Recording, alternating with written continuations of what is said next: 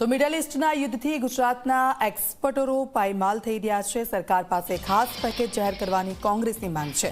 ગુજરાતના કેરી અને કાપડ ઉદ્યોગોને વધુ નુકસાન થયું છે। યુએઈ ઓમાન પોર્ટ પર 5500થી વધુ કન્ટેનર અટવાયા છે।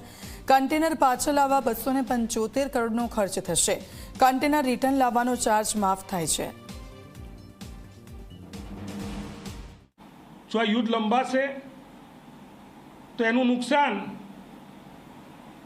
જે કેરી એક્સપોર્ટ કરવાવાળા લોકો છે એમના ઉપર પણ થશે અને એની અસર ખાસ કરીને ગુજરાતના સૌરાષ્ટ્ર કચ્છ અને દક્ષિણ ગુજરાતના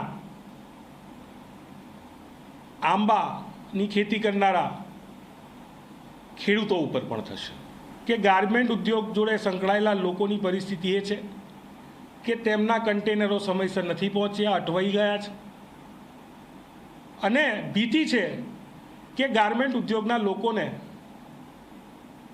1500 કરોડ રૂપિયા જેવું નુકસાન થશે।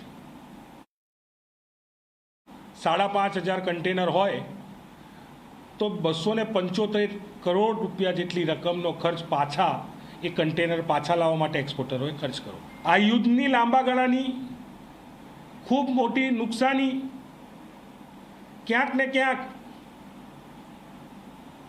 ગુજરાત અને ભારતના લોકો ઉપર થવાની છે।